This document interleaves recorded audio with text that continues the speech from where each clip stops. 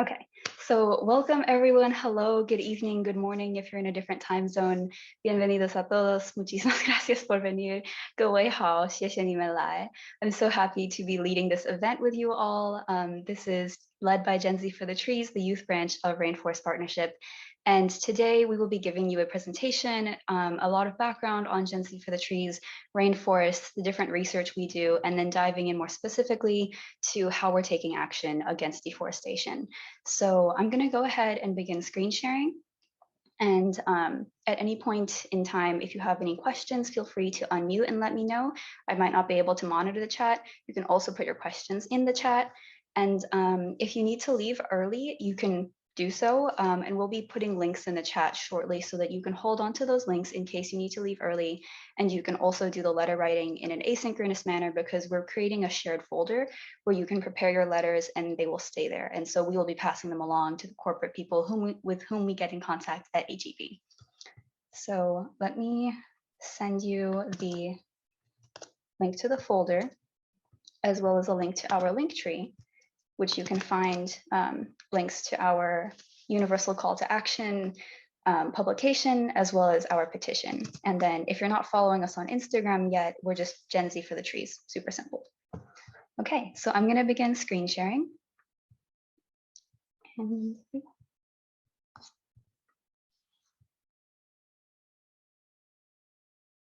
so let me know if you can see everything clearly. Can one of my team members say yes if the full screen is showing? Yes, you have a little like gray square, but it's not really covering any text right now. So I think you're good. Okay. Yeah, that's always a bit of a challenge with this like panel up here.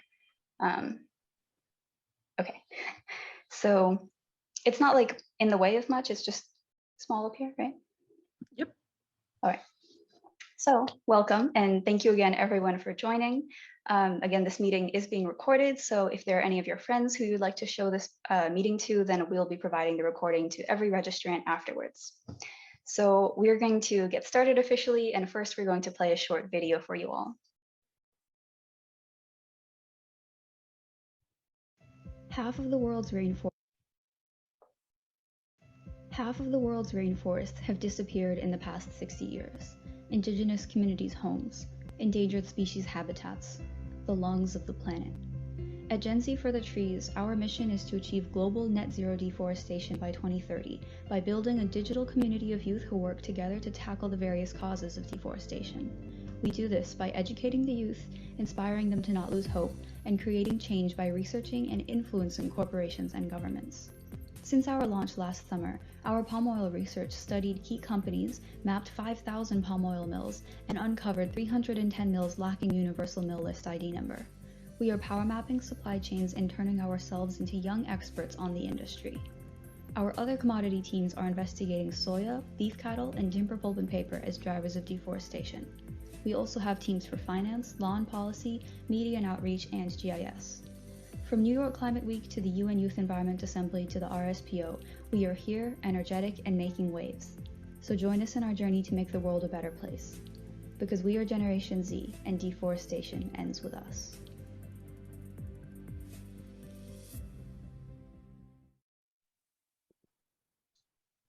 Okay.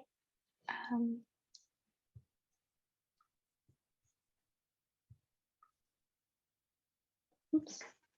Sorry. Hello, everyone. I'm Brian Cruz, and I'm going to be leading this part of the discussion today. And we included this slide because a lot of us feel that when it comes to really large topics such as climate change or deforestation, that Gen Z tends to be sidelined. But that's kind of a mistake because, as you can see, in 2020, we're 40% of all consumers. So, people always say, vote with your dollar. And that's really something that our generation can do once we're informed.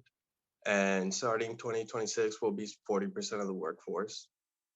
And as of now, we're 25% of the US population. And so we really have the power to impact a lot of legislation that will be passed in the US and around the world. So to say that Gen Z shouldn't be a part of the conversation is kind of a mistake.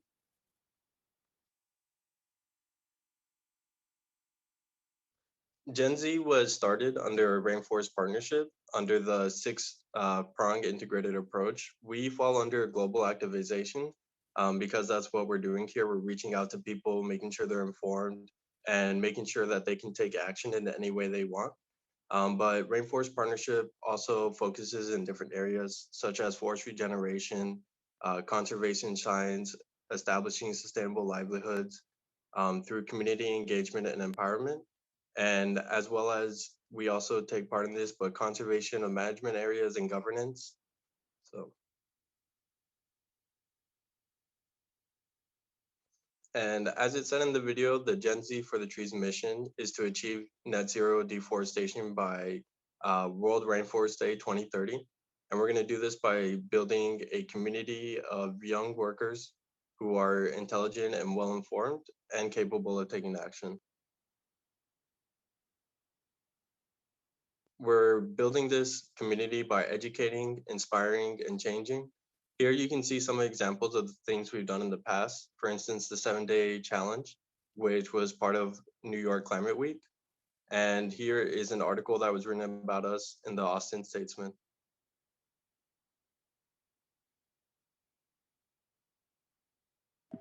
Okay, so as Brian said, we follow these three pillars. The first is educating. So we are learning about climate science, drivers of deforestation, biodiversity, rainforest ecology, stakeholders in rainforest, and intersectionality, and working to explain the economic and political mechanisms that influence the environment, and really talking about history and critical theories that aren't always taught in school. Lastly, we want to make sure to connect youth with local organizing as well as opportunities to pursue a career in rainforest conservation. So these are some of the resources we used. During our member orientation, we always make sure to have our new members read the Little Book of Big Deforestation Drivers, just to make sure that everyone has a basic background about drivers of deforestation and the rainforest. Yeah, and if I can make a note of one thing here, the universal mill list methodology you see here, remember that because that's going to come up later in the presentation.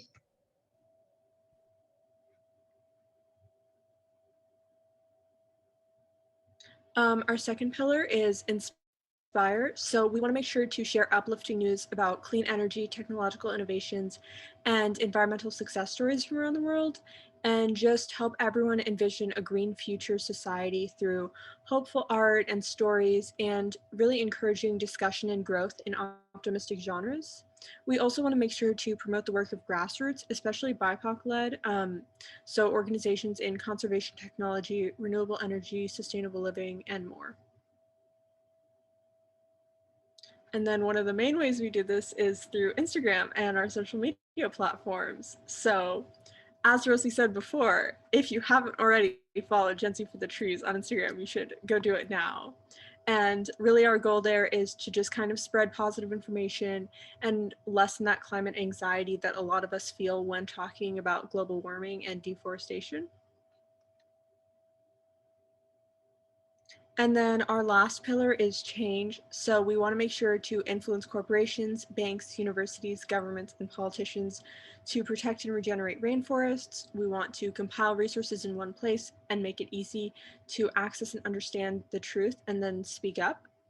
And lastly, we want to inform ourselves and others about ways to live more sustainably and secure a permanent cultural shift in people's attitudes towards forests and the environment. So one of the main ways we've been making change is one of the big a big project that we did last summer, and we basically mapped and tracked non-certified palm oil mills, and we discovered over 300 of them. And Rosie has a couple of updates, so I'll hand it over to her. Yeah, actually, I was wondering, Jamie, would you like to speak up for a bit to explain the backgrounds and the whole story of this? Because you do a great job of going through this little mood board of our palm oil project. Jamie is our palm oil team lead within Gen Z for the Trees. Yeah, I can explain this mess a little bit. So basically, our methodology throughout the whole palm oil process has been doing the basic research ourselves of figuring out what palm oil is, who are the actors, who are the players, and why is it such a big deal in regards to deforestation. So that big list of links you see on the left, that is just part of our research on the Palm Oil Project.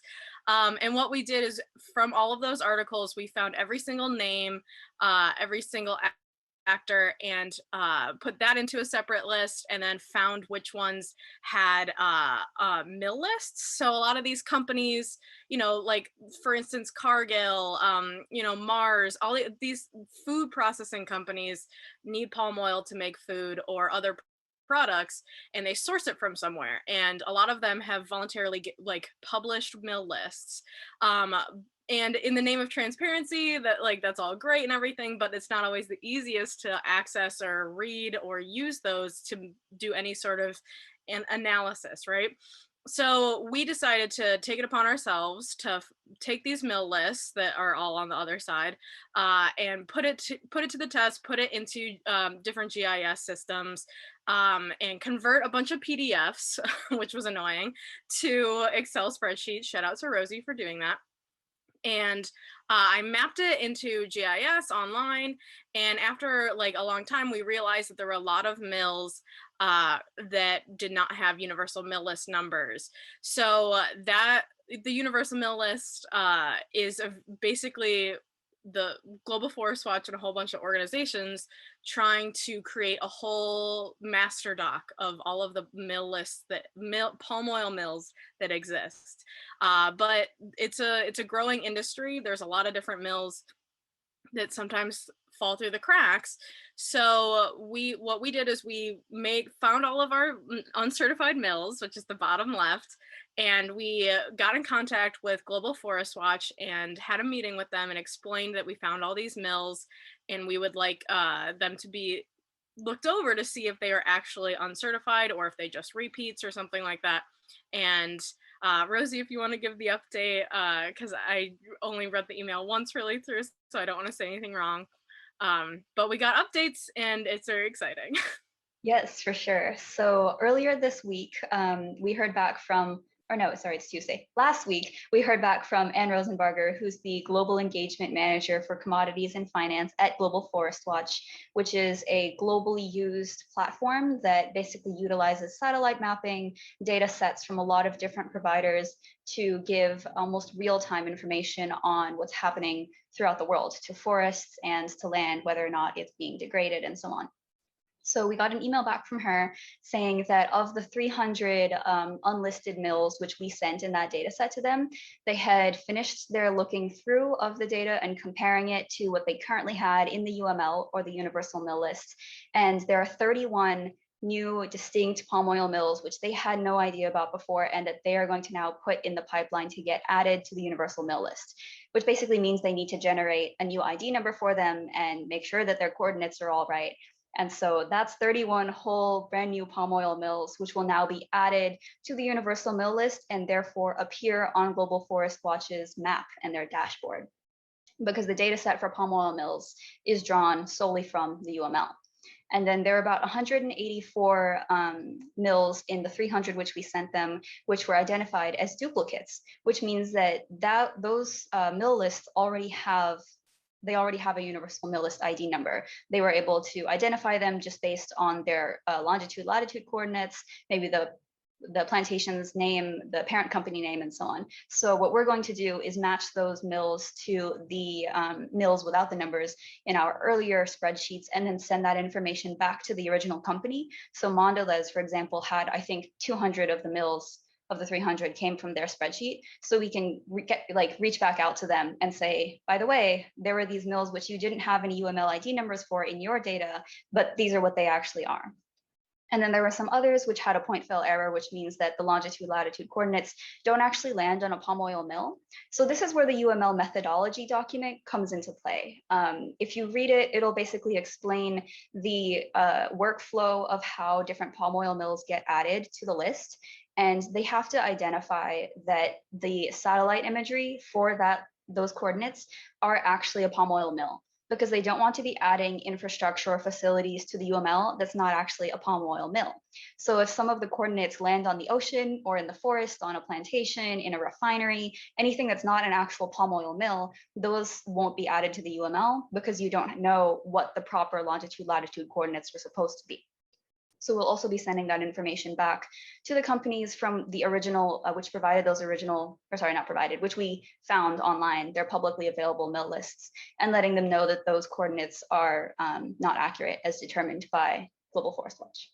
So that's a super happy update that we have on this palm oil project, and sort of just some proof that anyone can make a difference, no matter how young you are, no matter how digital you are, because Jamie and I have never met one another in person, but here we are making a difference on a global platform.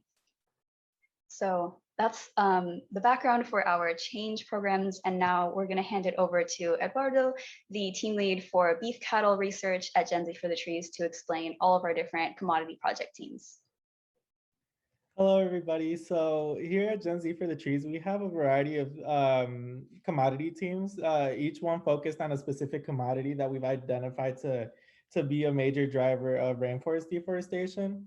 And as you guys just saw, the palm oil project, the first team that we established is the palm oil team. So the oil palm, or Elaeus guineensis, is a tropical species native to West Africa, and it actually has the highest yield and lowest cost per hectare of any major oil seed, and is the leading edible oil by production volume. And palm oil can be found in half of all packaged food products. So about half of everything you have in your fridge and your pantry, a significant amount of that's actually going to have palm oil in it. And in the past decade, palm oil production has been more than doubled, and it's become a major driver of deforestation, particularly in tropical Southeast Asia. Um, yeah. And so our next team is the soya team. So the soya bean is native to Southeast Asia, and it serves as one of the most important global sources of protein and vegetable oil for human consumption. The soya products can be found in over 60% of all processed supermarket foods. So it's also about probably more common than palm oil, but so it's significantly found in a lot of products. And about 70% of the world's soy is fed directly to livestock.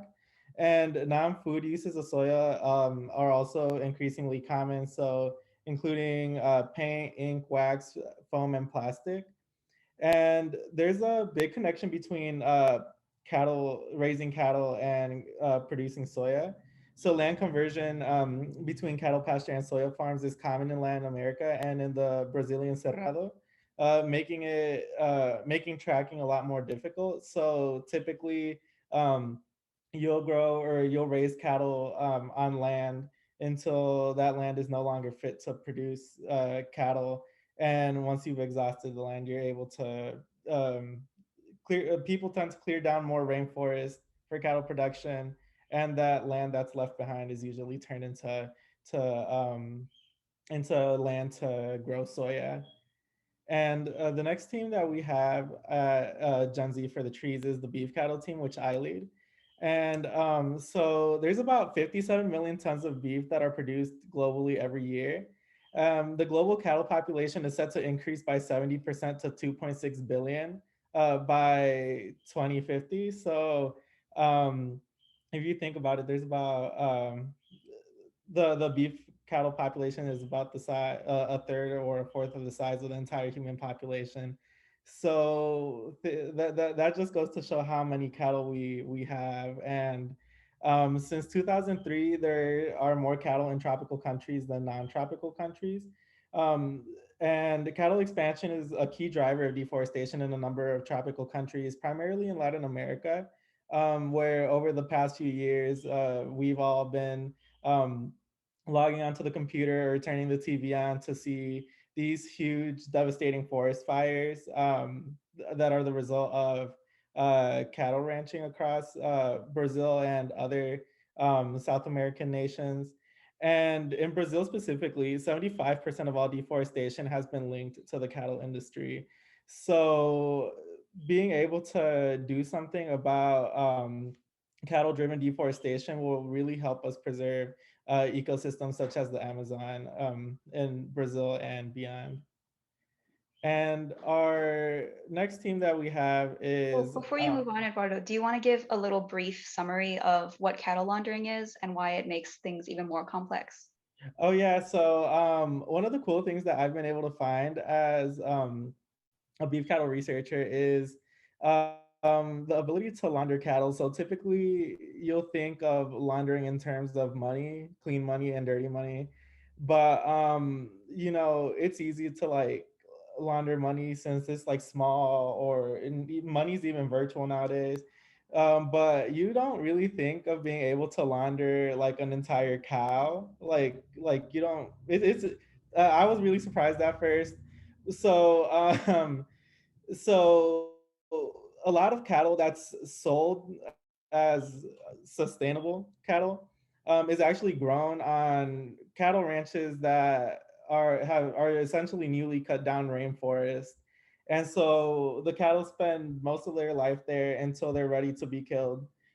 So right before they're killed, they're sent to a cattle ranch that has a reputation for sustainability.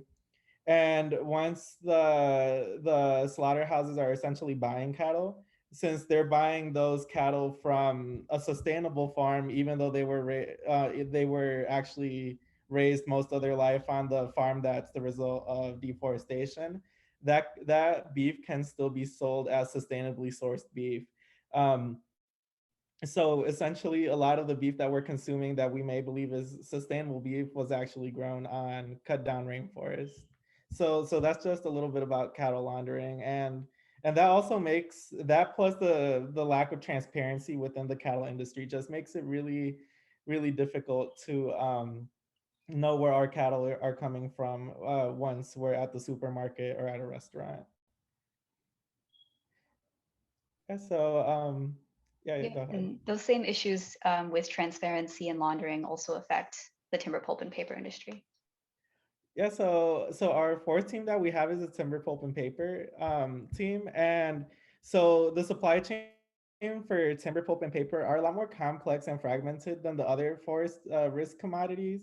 So there tends to be a high demand that drives an illegal market in timber, and it generates up to about 15 billion US dollars annually in illegal earnings. Um, and the production and trade of timber products is partially susceptible to illegal practices, mainly because a timber is a fungible product that is easy to launder. So just like we were able to launder a really giant cow, we're able to launder even bigger trees that are the size of many cows. Um, and this originates from sparsely populated areas far from enforcement and moves within a global supply chain that provides many entry points for corruption. So since there's this goes as well for the cattle industry, since there's really not a lot of people looking over both of these industries, and it's in a lot of people's best interest to make sure that there's nobody really keeping an eye on what's going on. It's just really difficult to also make sure that timber, pulp, and paper products are sustainably sourced. Even though, like, you'll go to the store, you'll buy a notebook that says it's made out of sustainable products, or but we also don't. We're not sure if that's fully the case because of this issue with timber, pulp, and paper laundering. Yes, amazing. Okay, well, not amazing, but thank you so much for explaining all of that super clearly. So those are our four main commodity teams. So we focus on beef, soya, timber, pulp and paper, and palm oil.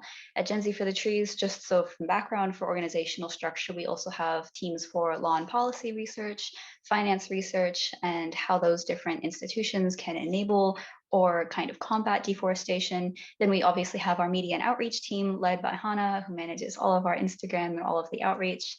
And then we also have our GIS team, which is for people to learn and practice GIS. So in this next segment, I will be explaining some basic terminology that really helps people understand corporate policies and language and just getting the lay of the land for when we're talking about sustainability and policy. So here are some vocabulary words which are really important for us and that we want you to know. So when we talk about supply chains, this refers to either the process for a single company looking backwards or the network looking globally of everyone that's involved in the cultivation, that is either farming things or rearing cattle if they're livestock, then the manufacture or processing of those materials. So that can be either milling and refining or going through the slaughterhouse and then ultimately distribution, which is where international trade comes into play, and then retail, which is where those products reach us consumers buying things in grocery stores. Excuse me. The word procurement is similar to supply chain. It basically means the act of obtaining materials or supplies. So this is something which different grocery stores or restaurant brands will talk about their policies on procurement and basically how they're obtaining all the stuff they need to run their business. Okay, the word sustainability, this is thrown around a lot, but basically a widely accepted definition of this is to meet the needs of the present without compromising the ability of future generations to meet their needs. And so there are three pillars, or imagine like a three-way Venn diagram about sustainability. There's economic sustainability, environmental sustainability, social sustainability. So only where all three of those intersect at the center of it can you truly say that something is fully sustainable. Because you can have something that maybe economically you can sustain this business model just from the perspective of someone looking at the numbers, but is it environmentally or socially good and protecting the future? Not necessarily. So the same goes for maybe environmental and social efforts. So keep those three things in mind. They're pretty easy to remember: economic, environmental, or social. Or in other words, people talk about profits, planet, and people. Land degradation. There's going to be another slide after this because this is complex. And if any of my team members want to jump in with your own research that you've done about this, or I can summarize some of it. Land degradation, in short, is the loss of potential or actual productivity of the land as a result of natural or human factors. So more on land degradation. Please don't be afraid by this wall of text. There's different components to land degradation. There's physical, chemical, and biological. Physical components of what we can identify as land degradation is basically a decline in soil structure. So this means, like, if you think about what healthy soil looks like in like your ideal garden, land degradation is soil that looks nothing like that. It can be crusted, dried, eroded out. It can have basically all the wrong properties. It can be polluted with different chemicals. And that obviously leads into the chemical part of land degradation. It can be too acidic. It can be leached of its nutrients. And this is also having to do with why when you can get into a vicious cycle if you have degraded land and you have to add artificial fertilizers in order to keep your productivity up, but too much artificial fertilizers are also bad for the land. Salinization means there's too much salt in the soil, and then decrease in other, like the retention capabilities of carbon and so on. The biological aspects are, again, the reduction in their biomass and then reduction in biodiversity. So there's a whole lot of biodiversity in the soil, which none of us can see with our bare eyes. That has to do with microbial ecology. So there's like fungi and bacteria and all kinds of little worms and stuff like that that live in the soil.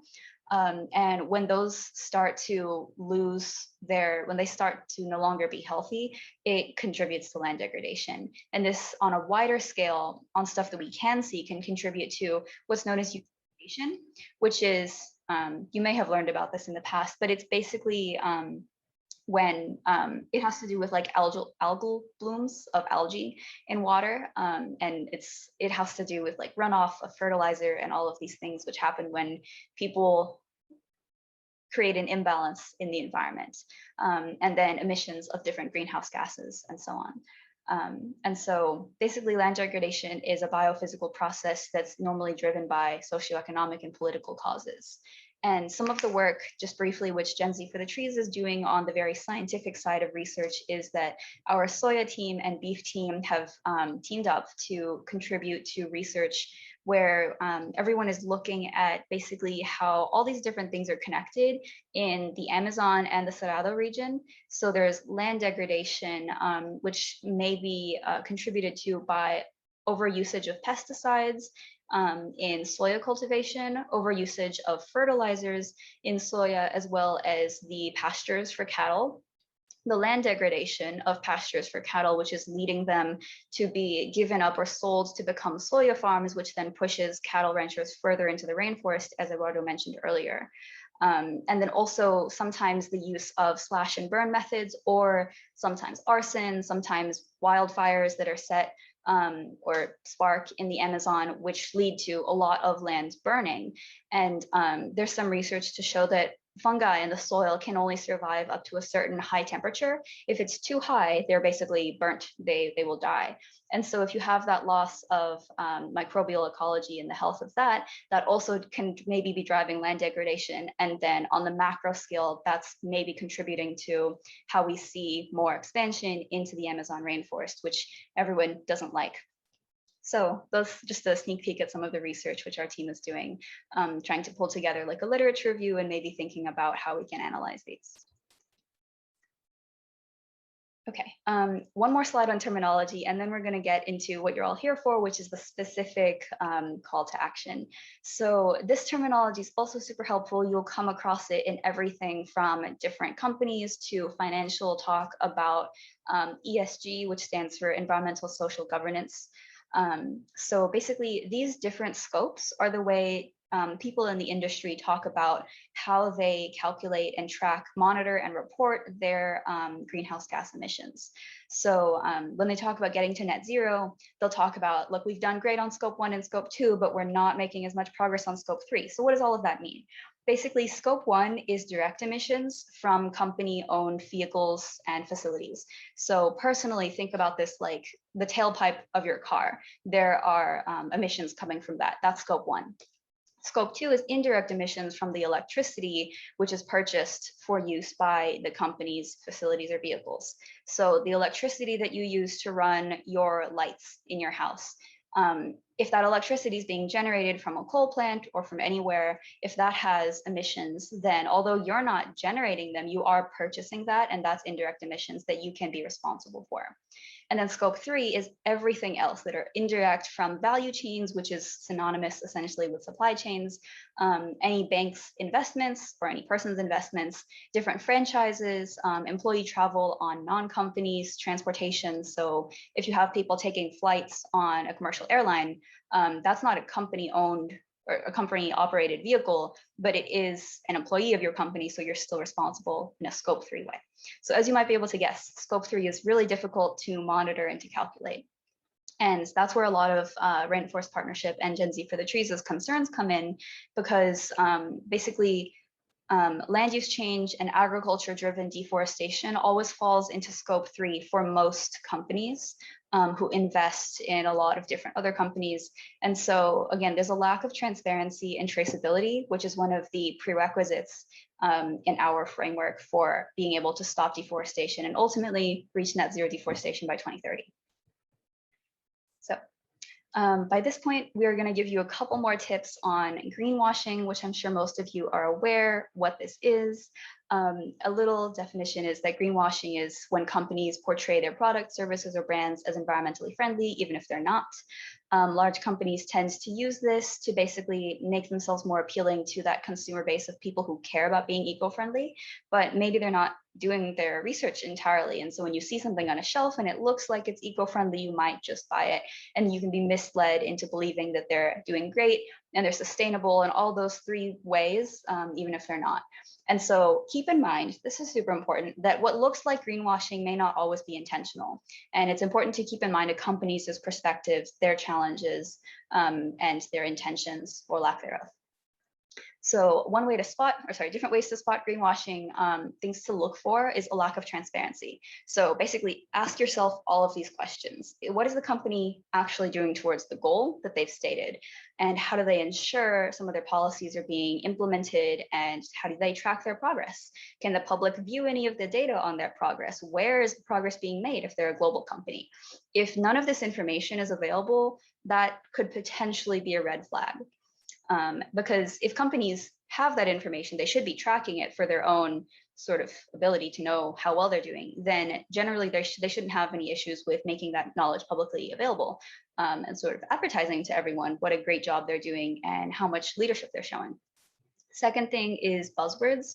So sometimes labels like eco-friendly or natural or maybe even organic cannot be proven, because if it's just the label, a lot of different companies get to use words like that without, there's no legal requirement for them to define what they mean. So rather than looking for buzzwords or anything that's just green, like literally just the color green, you can look for approved seals from different certifications like Rainforest Alliance, Fair Trade, the non-GMO product, I think USDA certified organic, the RSPO, and others.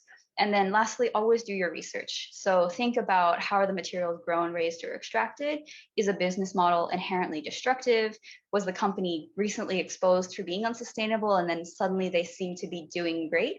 You can always question to kind of, you want to have the transparency on that to see whether or not it's genuine. Okay, so this brings us to the topic for today. So HEB is a major grocery retailer in the United States and in northern Mexico. They are, I believe, as of a few months ago, they're the number six largest grocery retailer in the United States. And they are one of the biggest grocery stores throughout Texas. They're really big in the region.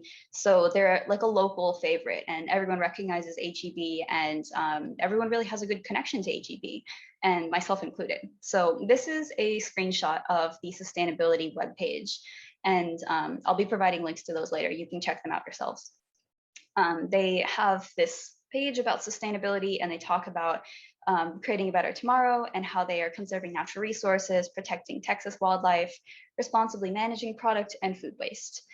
So they also have their commitment to sustainability, which is up here. And I'll just emphasize the part about them embracing sustainable practices across their business and ensuring eco-friendly products on their shelves. So it is my and Gen Z for the Trees' evaluation that HEB is in fact not greenwashing, because if you visit their websites, on the next slide, I'll show you where you can do that. They have a great specific breakdown of all the things they do and where they do it and the numbers on how they're doing. And so it doesn't really strike us as greenwashing. We think they can simply take the next step in showing leadership on sustainability throughout their business. And what we specifically mean by that is here is a summary of what HEB environmental sustainability includes.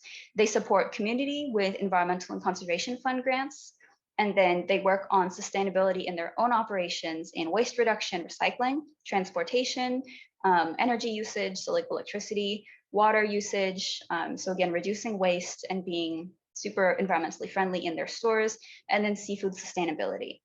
So seafood sustainability is the closest thing that they would have to what we're asking for, which is sustainability in forest risk commodities, which is those four things we talked about earlier: beef, soya, palm oil, and timber, pulp, and paper. And then, yeah, these URLs here are basically where we drew this from. The information is publicly available. That third quote you see there is from their sort of code of conduct for all their suppliers. It says that in the supply chain, vendors must use reasonable efforts to promote among their downstream vendors compliance with this code of conduct and principles of non-discrimination and so on.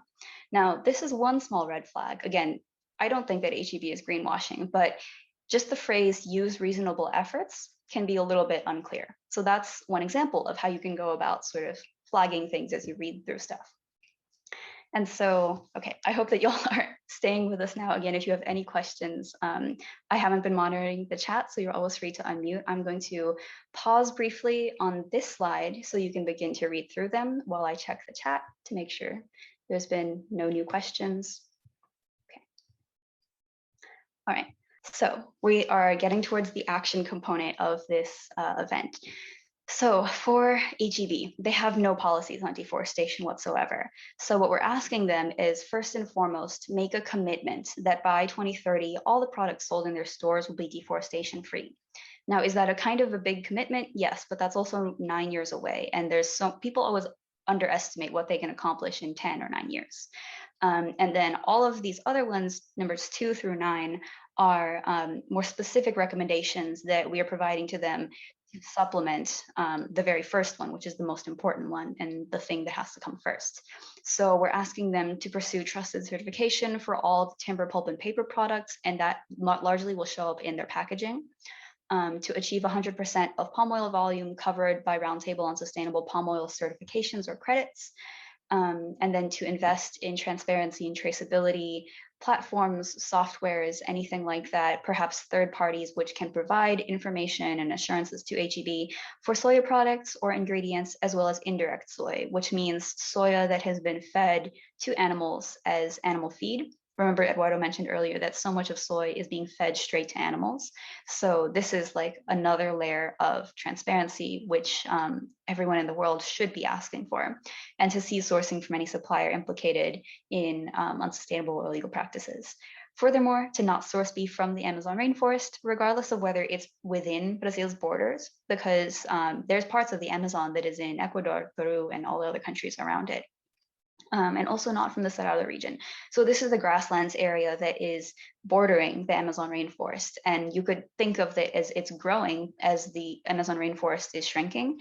So there's a lot of unsustainable farming that's also taking place in the Cerrado. So to do this would also require transparency and traceability, which HEB can push for within the beef industry.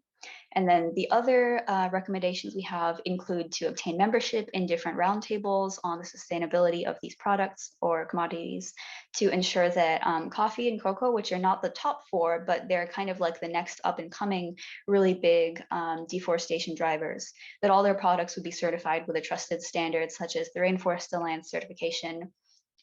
And lastly, to fund forest regeneration with a priority on work led by Indigenous forest communities to offset some carbon emissions from, say, Scope 1 or Scope 3, which HEB can't yet eliminate. And also to move towards compostable packaging for HEB branded products, not biodegradable. Here's another component of greenwashing. A lot of companies talk about biodegradable packaging as being the perfect solution, but in fact, the definition of biodegradable just means that something can break down in nature. It does not mean that it can be returned to soil and be organically broken down in nature. So plenty of plastic products can be labeled as biodegradable, but they're not actually compostable, which is what we want. We want them to essentially be able to be turned into compost, because that's a more effective way of reusing and not polluting.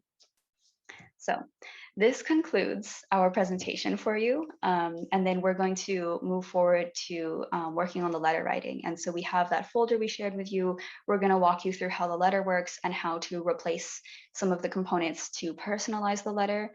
And then, yeah, so before you go, obviously this is the social media handles for Gen Z for the Trees and Rainforest Partnership.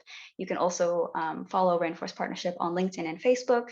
And there's also World Rainforest Day and Films for the Forest, also parts of Rainforest Partnership. So with that, I will stop screen sharing. And yeah, okay, we can answer a couple questions, and then let's also go into Google Drive, and I can screen share to walk you through how the letters are going to work. Awesome.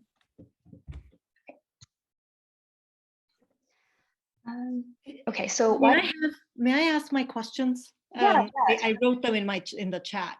Mm-hmm. I was curious. I don't know. Did I miss it? It is the last day of World Rainforest Day, so it's possible that I missed it.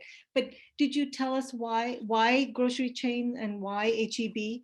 Perhaps you did, and did I just sleep through it? If I did, apologies. Oh no, I think I might not have specifically said that. So basically, firstly, why grocery stores?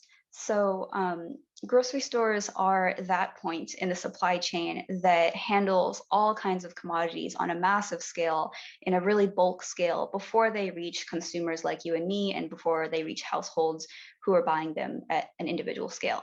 So a lot of the times people talk about the power of the consumer, conscious consumerism, vote with your dollar, and those things, and they're not wrong.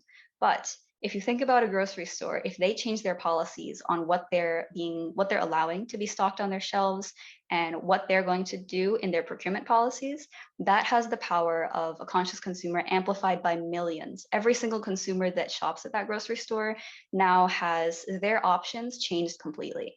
Because if you think about someone who lives in a place that doesn't have a lot of sort of environmentally conscious grocery stores to begin with, they might not even have the options to buy sustainable products, to buy anything that's been certified by anyone. And if you don't have those options, what are you supposed to do? Do you try to order them online? I mean, like, not everyone has the privileges to pursue things like that because it also takes time and research.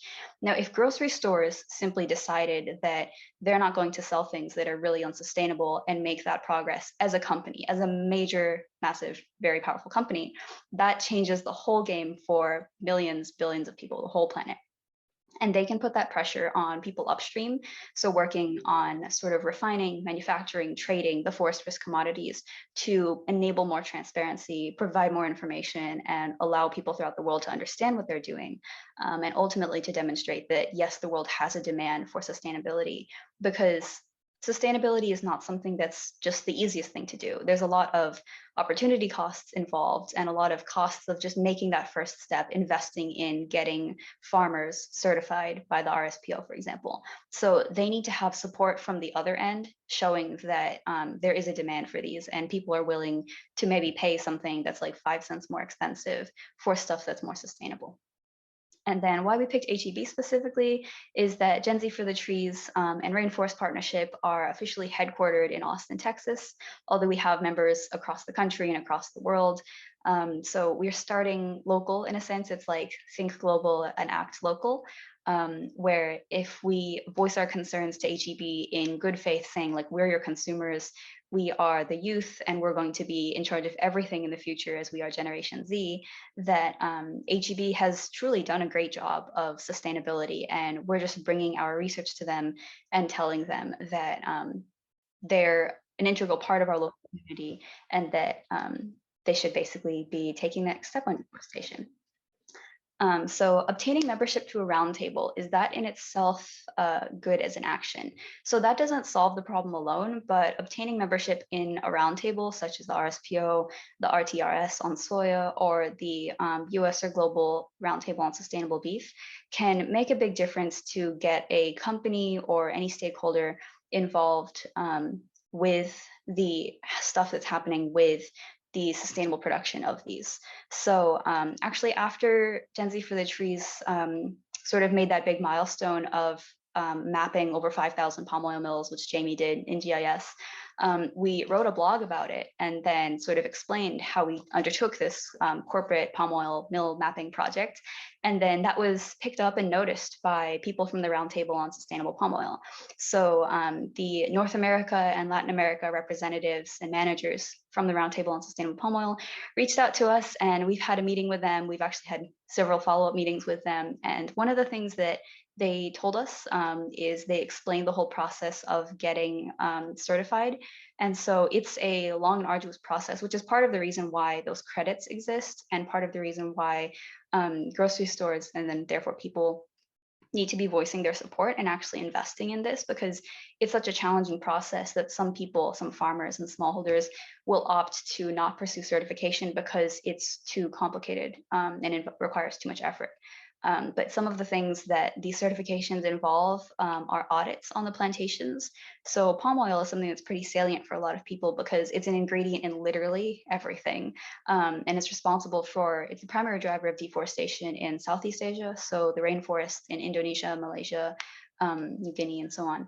And some of the things that happen when they go and conduct those audits is that the auditor will go to a plantation and call every single bluff that they have to ensure that they are actually protecting the workers the way they promise they are, and so on. So for example, if you are an auditor, you'll go to the plantation and ask someone, what is the policy if there's an emergency? Or you go into the field and ask someone, what happens if you get bit by a snake?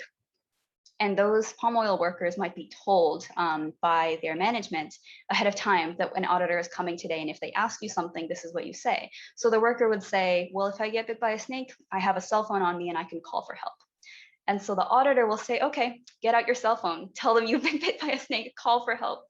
And so they literally call the bluff of every policy that you could imagine. It's a very sort of arduous process, and that way they are evaluating what the actual response is, the actual policies that a plantation has in place.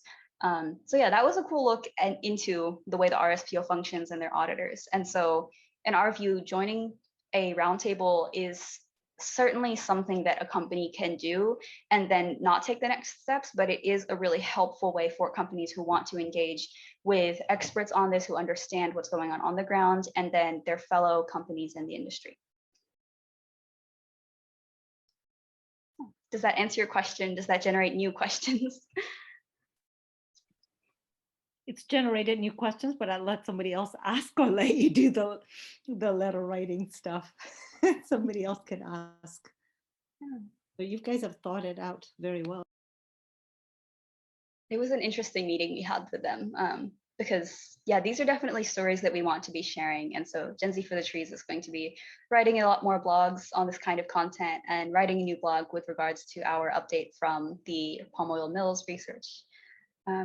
But yeah, so it's getting close to 7 o'clock, and we had scheduled this to go until 7:30 p.m. Central Time.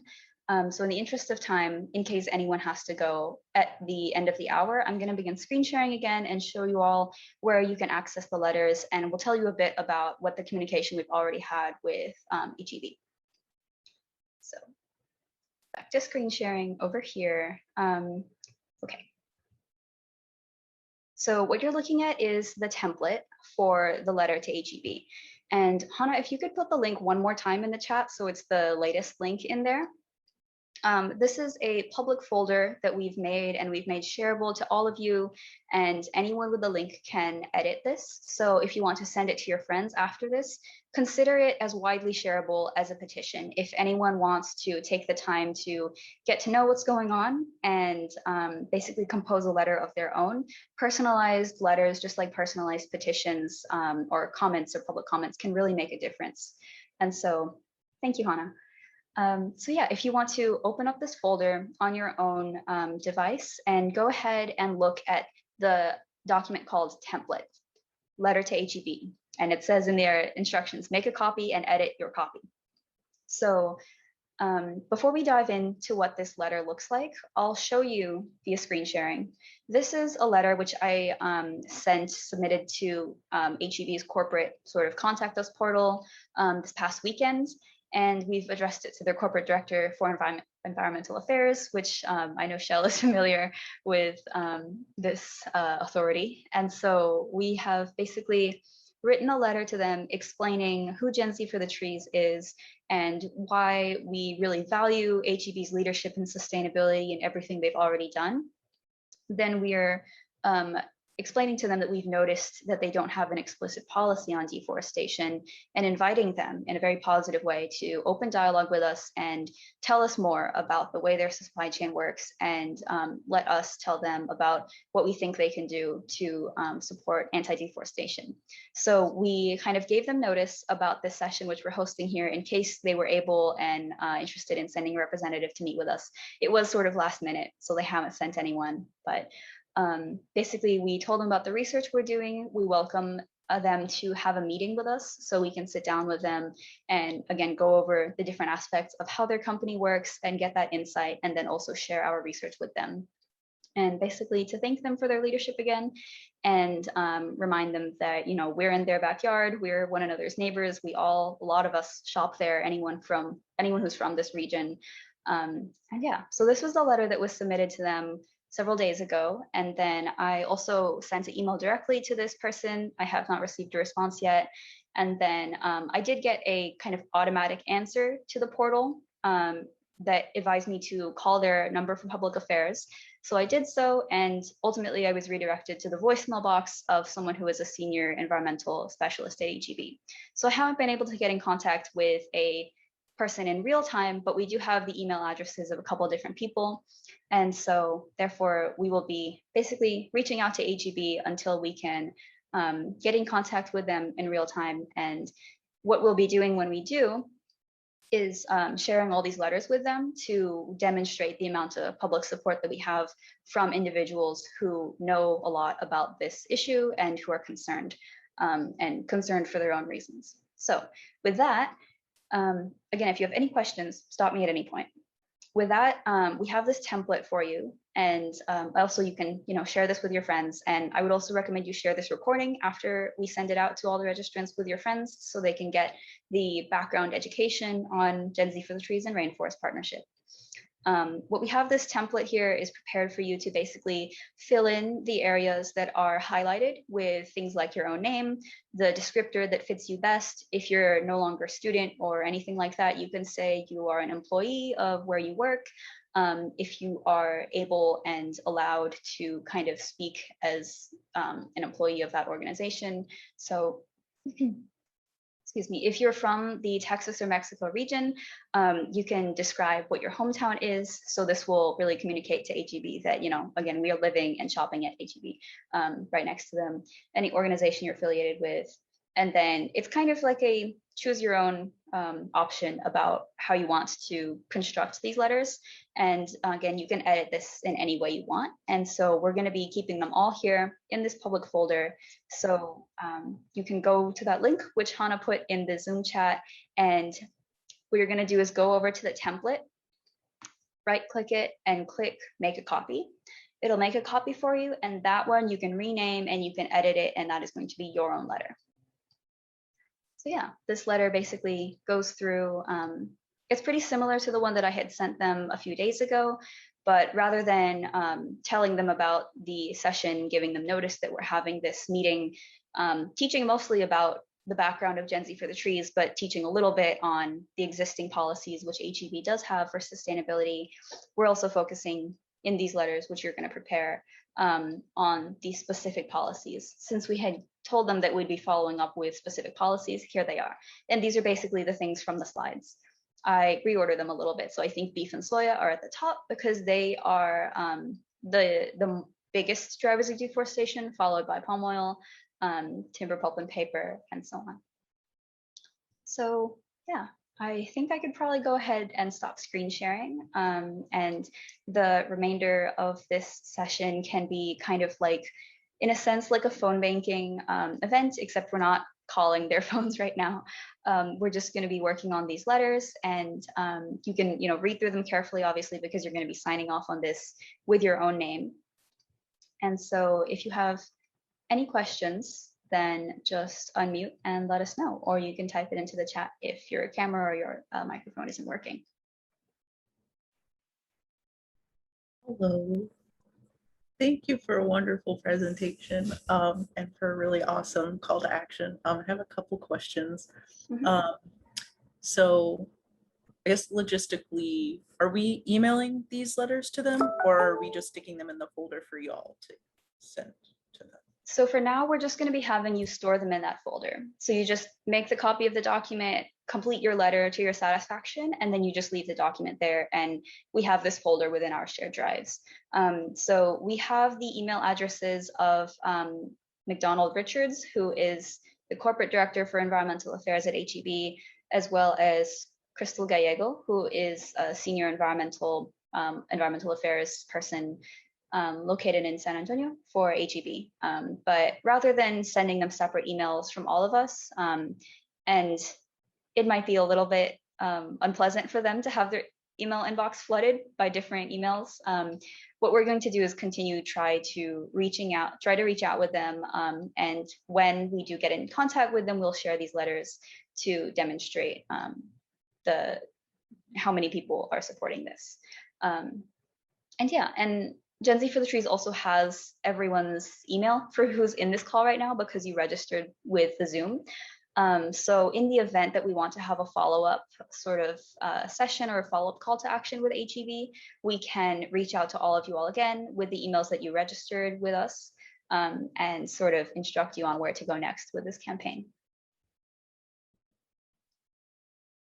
you. And then my other question, sorry, I'm wondering, like, how does HEB compare to other similarly sized grocery chains and grocery stores? Like, are their policies generally better around sustainability and environmentalism, or kind of how do they rank there?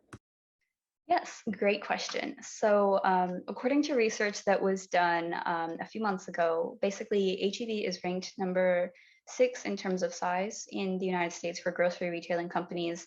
And I think they're ranked between number 7 and 10 among the top 10 grocery retailers, because they are one of the 4 of the 10 grocery retailers, the top 10, that have no commitments to anti-deforestation. So there are 3 other grocery stores which are kind of in the same boat. They might be doing a lot on sustainability and waste reduction and so on, but they don't have anything specifically that's about anti-deforestation. So compared to the collective top 10 US grocery retailer stores, they could be doing a lot better. There are some companies that have more commitments, and then companies near the top, I think, include Walmart. Actually, they have a lot of different policies on this. That's not to say that they're perfect. They can always be pushed further, and they're a massive player in the global markets, as you can imagine. So we do plan to be contacting all these different grocery stores. But again, we started with HEB on our very first inaugural event today on World Rainforest Day, just because it's kind of our local grocery store.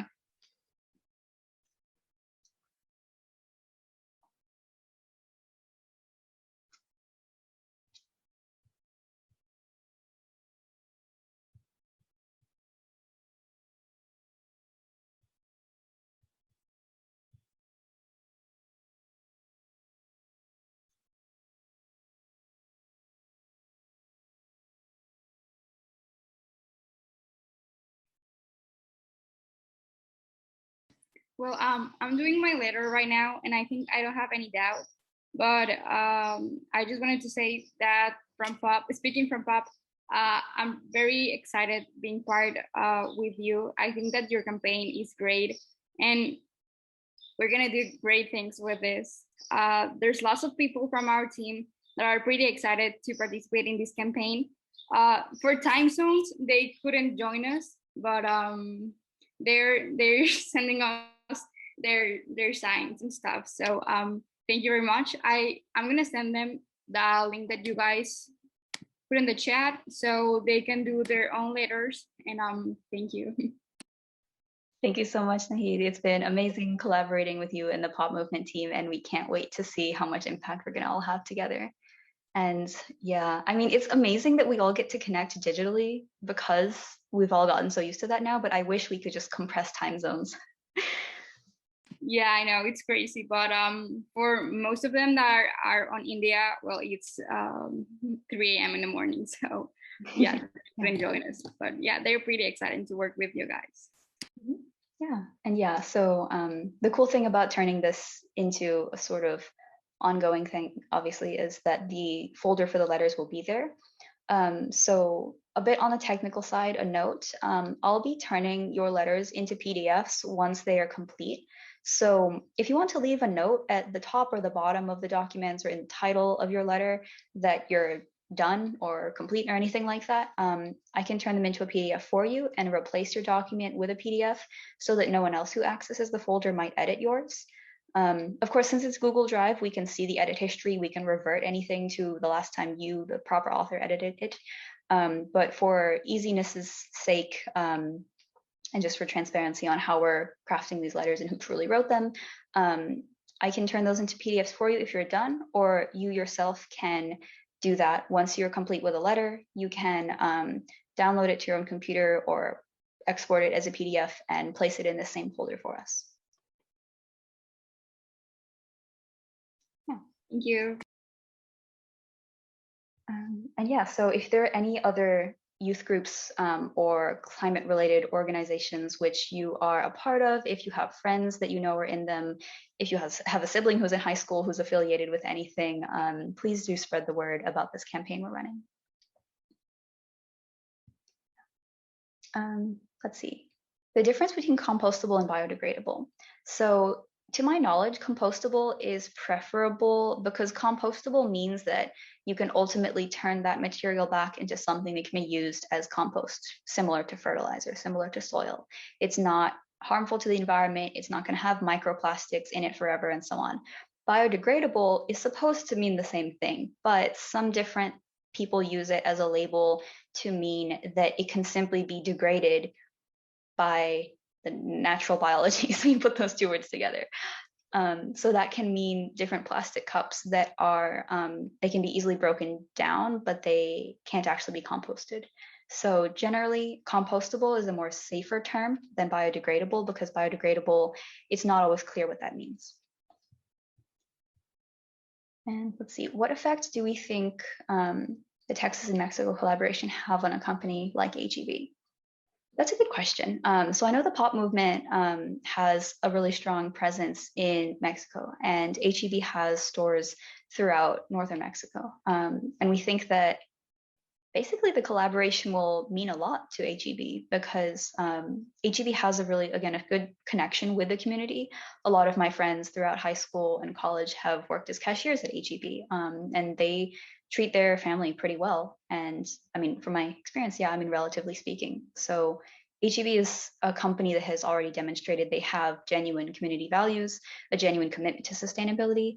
And so our best guess is that this sort of global, far away rainforest risk commodities is not something that's been a priority for them, simply because it's outside of Texas and Mexico, and it's a little bit outside the landscapes, which they probably think about.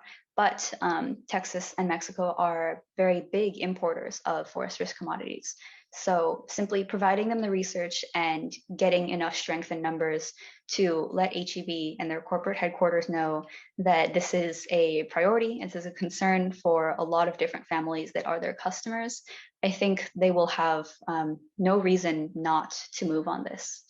Because ultimately, yes, there are some costs and investments in pursuing more sustainability, but the alternative is sort of infinitely expensive to allow the earth, to the land, rainforests, the indigenous people who depend and protect on them to continue to be harmed. Yes, as Raina said, share the petition and the call to action with your friends and family, with all your networks. Let me send a link to our Instagram page and then to our link tree, which is the link in our Instagram bio. On that link tree, you can find the call to action. It's published on Medium, as well as our petition, which is on Avast. So it's a sort of global petition site, and you can share it to any of your friends and family. They don't have to be in the US. Do we have a goal for the number of letters that we want to get? We don't have a hard goal. We are hoping that HEB is going to be super responsive to us, but obviously they are busy. And so the more, the better. And we're hoping for probably, let's see, in terms of letters and personalized letters, I think 100 or more would be pretty powerful. I've known there are some projects and things that concern environmentalists that have been either stopped or promoted with fewer public comments than that. And then if we're really not receiving any response or kind of acknowledgement from HEB, we might create a petition on a more traditional petition website that's more easily shareable. And that could easily, as they say, go viral and get thousands of signatures. Yeah, and I mean, it's dreaming big in a sense, but sort of just recognizing the power that we all have, because and Nyanta might want to tell this story to all of those who are still here, but Rainforest Partnership started World Rainforest Day in 2017, so 5 years ago, and it's grown bigger and bigger every single year, celebrated by so many more people every year. If you go to Rainforest Partnership or World Rainforest Day's Instagram and just see all the different stories that we've been tagged in, there's an art gallery on our website, which is just absolutely beautiful to look at. So yeah, I mean, you never know what it is you're going to do that's going to touch the whole world, and invite people to sort of take a whole day and celebrate, value, and honor rainforests and how important they are to us.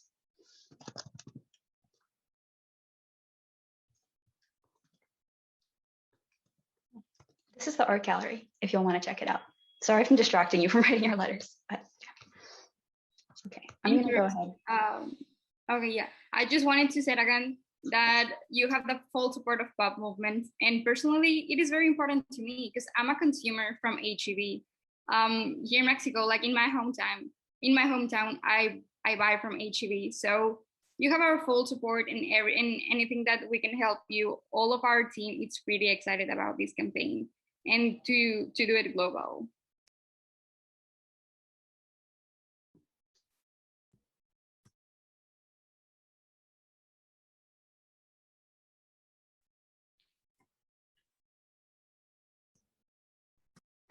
I do have a question about the letters. Do you want us to, when we make a copy, to write our own? Do you want us to leave it in the same folder, but just like change the title to our name?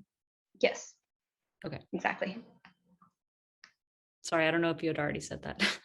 No, I don't think I maybe said that that clearly. So yeah, we're just gonna have everything in the folder.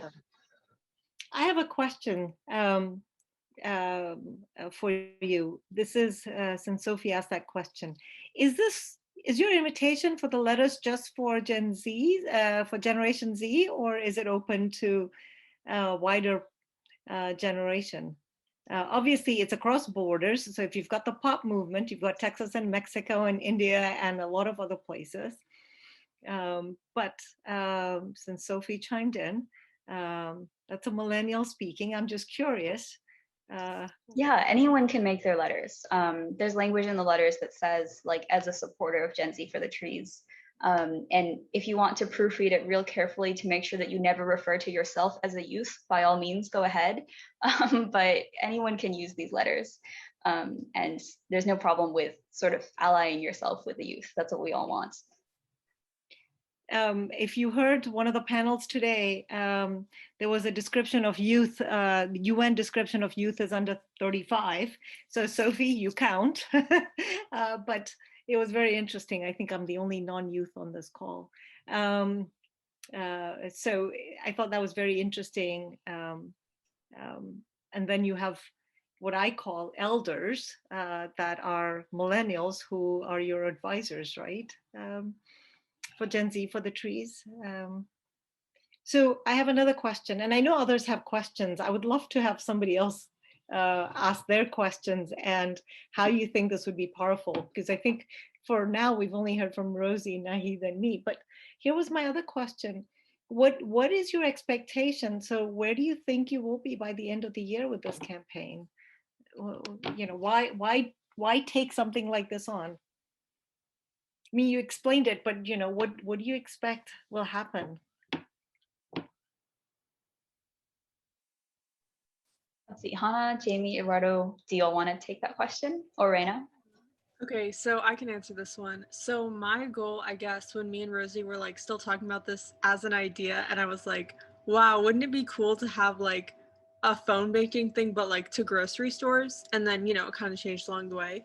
But I just really wanted companies to know that like Gen Z wanted to do things and in a friendly way. Like we want to be able to reach out and tell them, hey, here's what we want, and we understand that like, you know, things happen and sometimes that's not always a priority, but we really want sustainability, and we are reaching out to grocery stores and we are making waves and we are making changes, and it's something that like every consumer can do, because I feel like sometimes buying locally and buying organic isn't always accessible to all consumers, especially those who like can't buy sustainable foods because they don't have those resources.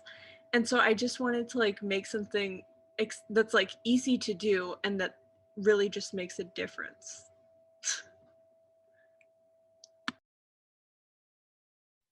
I can talk a little bit too if you would like. So for at least speaking from the palm oil side specifically, my intentions and goals for Gen Z for the trees for the like at least for the next half year. Full year we'll see.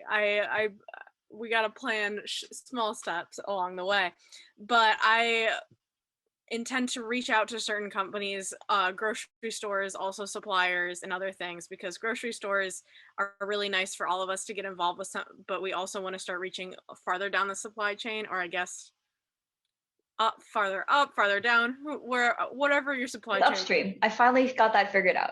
It's upstream, closer to the plantation. Yeah. That makes sense. I say it a million different ways all the time. So we're gonna reach farther down upstream with each new idea, right? So grocery stores are huge and are very impactful for getting the ball rolling, and especially in areas where we are a little bit more developed, right? Because our biggest impact is in the developed countries like the United States, is we're consumers. Well, that's our main thing. We're just consuming a lot. But then the farther up the stream you go, it affects more local communities because there's the plantations, the farms, the cattle ranches, and so there's a lot of different impacts. And so my hope is that the farther we keep we keep reaching farther, so that we have impact to also suppliers, to the grocery stores, and then eventually to the actual farmers and etc. So my hope for the next few six months and year is to reach out to a few of the big guys, to get at least a few contacts in some of the I'd say nicer companies, the ones that like HEB, that have good sustainable policies in place. Maybe don't know how to like keep expanding. Maybe we don't know, right? We want to know what their intentions are. So hopefully reaching out to the good guys and helping them along, finding them connections in places like the RSPO or the other roundtables, and give them the connections that they need to further along their sustainability goals, to help the entire supply chain. So that's where I'm hoping, and then hopefully it'll continue to keep going. But for now, it's a matter of getting connections and helping our like ideas get across, because we want to make sure that we are heard, and not just as Gen Z, but as consumers, as people, as citizens of the world.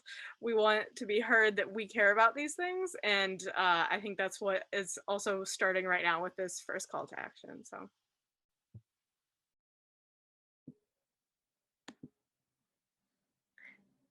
hi, as one, I came late to the beginning of this session, Roshan, so I didn't hear what you said initially in what you presented, but do you have good, clear, reliable data about the real impact of the foodstuffs you're talking about in relation to deforestation? That you're able, you don't necessarily need to put that in your letters, but if you're going to be talking to some of these people in HEB, the high ups in HEB, they're going to ask for specific data about the impact on the forests of these things, and how much, the forest will benefit if you stop using palm oil completely or whatever. Do you have that sort of data at this point, or is that something that you've got to look for? Yeah, it's a data that we don't have on our Google Drive, but essentially we have it in our back pocket and we know where to find it. And also, this is being recorded, so I can share this with you later if you want to see the earlier part of the presentation. Utilizing Global Forest Watch, the data from the Global Canopy Program, which is also responsible for the platform known as Trace and Trace Finance. They do a lot of power mapping and supply chain mapping, so they're able to trace as much as there is transparency from companies, satellite images, different information they can get from stakeholders throughout the world on basically where the commodities are coming from, and then where they're being sold to, and where those are being resold to, where they're being imported, and so on. So down to the ground level, there are issues obviously with how one can tell sort of the issues that Eduardo brought up earlier about land use change between one commodity and another also makes things complex. But satellite monitoring has gotten really advanced with regards to being able to track deforestation. So there's actually, Jamie, correct me if this is wrong, but GLAD alerts, there's something which Global Forest Watch offers, and they can give you near real-time alerts, like if not within the same hour, within the same day or half a day, when there's deforestation detected within a certain area. Because there are different areas of land which are meant to be cut down in a sense, because legally they are within for example, palm oil concession, which is a land, a tract of lands that is set aside, conceded by that government to a palm oil company or plantation for development there. However, a lot of different countries, governments have been reluctant to release data on where those lines of the concessions are. So there are those sorts of issues there.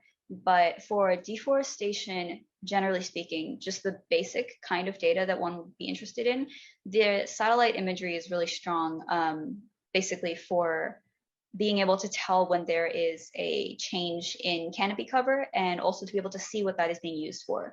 Because from a satellite, even one can tell what looks like a palm oil plantation. They're planted in these really even rows. They all have this star-shaped canopy because that's what palm oil trees look like from the top.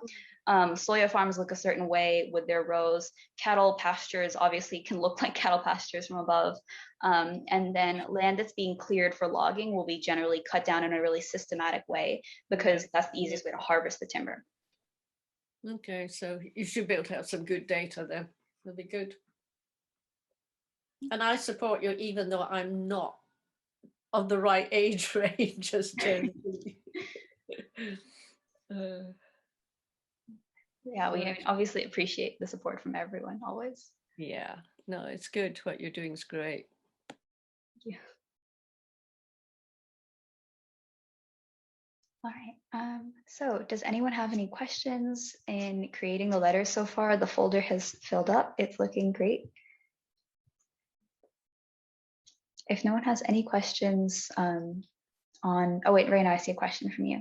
But yeah, we'll conclude this event around 7:30 Central Time, so in another few more minutes.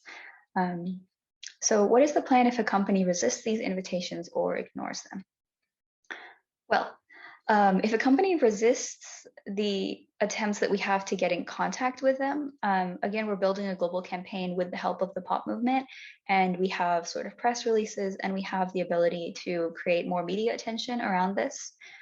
So it's in the company's best interest to respond to us, but if they simply, like, because of technical reasons and their inboxes are full, they haven't been able to notice us, then they will eventually notice us. We will be sort of raising the pressure and the attention on this and elevating it to their concerns. And we will be getting in contact with people who are more accessible and available to us at HEB, who might be willing to talk, and then potentially elevate that to the more sort of like high-level corporate directors. If they are ignoring them as well, or say they like have a meeting with us but sort of don't agree to anything, again, we have good information on how their competitor companies are doing. So other grocery stores throughout the country, throughout the world, that already have a lot of commitments towards deforestation.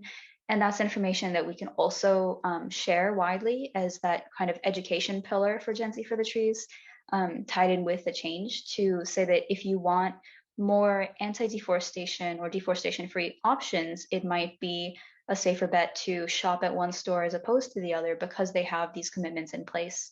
Whereas if you go to one of the stores that has no commitments yet, you will have to manually check every item you buy to see if it's deforestation-free.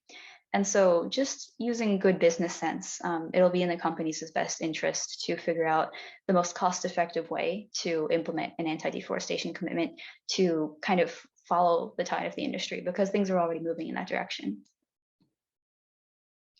Do we have plans to reach out to other chains in the future, whether they're grocery stores, clothing brands, or manufacturers?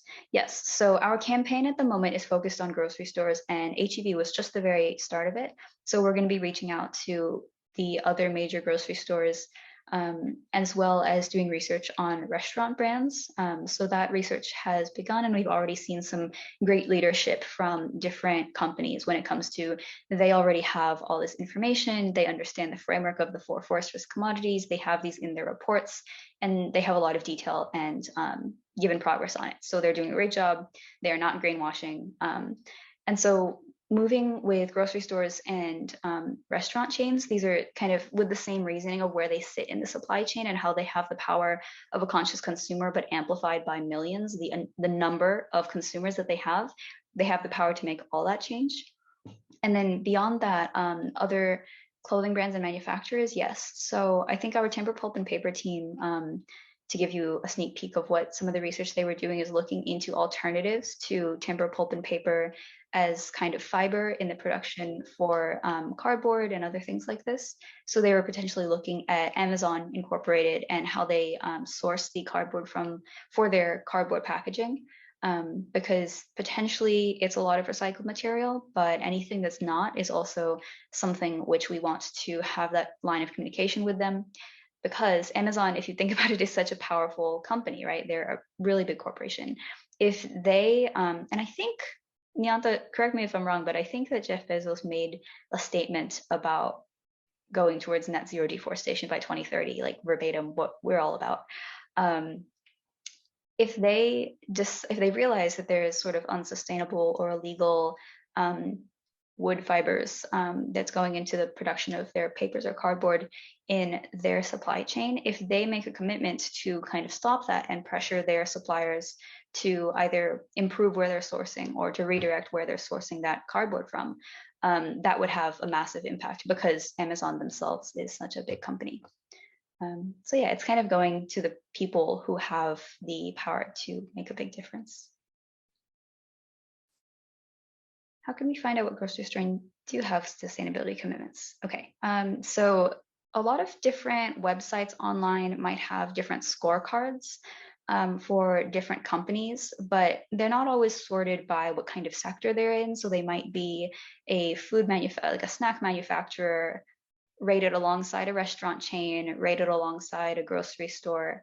And so one of the things which has really helped inform our campaigns thus far is this report written by Charlene, who I think has left the call by now, but she is from the Changemakers for Nature program, and she did her final report on the top 10 US grocery retailers and what they can do to stop deforestation. So she put in the time and basically looked through all of their publicly accessible policies and commitments to score them on what they have published. And essentially that was kind of a concentrated way of us finding that out. And then, yeah, you can always, if there is a grocery store chain, which is your go-to grocery store, you can visit their website and see what it says, because that was what I did for EGB. And it was a pretty simple process because I looked for rainforests, any of the forest risk commodities as names, and found nothing. And that was basically the end of that process. And so, yeah, again, just doing your research, it doesn't take too much time out of your day. Can you hold up another online event when those come up too? Yes, so with the call to action campaign, we will continue holding these kind of Zoom events where we invite people from throughout the world. They will be recorded to give those instructions to anyone who, because of time zones or other obligations, can't join us in real time. And yeah, just bringing people together around raising our voices for the common cause. There are Amazon Incorporated commercials that say they're taking those steps, but they don't say anything about how they plan to get there. Well, in commercials, I'm not sure if they have the time and freedom to say everything about how they're going to get there in detail, but it might be worth looking into their website and taking a look at, like, you know, how are you breaking down and calculating all the different emissions by scope, and what is it they're doing? Because if you think about all the different commodities that Amazon Inc. touches, that's a big scope 3. So they're going to have to do a lot of work, but also 2040 is not too soon and not too late, I think. All right, well, it is 7:30 p.m. Central Time, so I think we can go ahead and conclude this event. Thank you all so much for coming out. If anyone has any questions, always get in contact with me. And the folder looks great so far. There are, I think, 12 documents in there now. Thank you all. Okay. All right, then, yeah, so we'll be in touch with everyone with the recording of this event. And until we speak again, take care, stay safe and stay healthy, and keep caring about rainforests. Okay.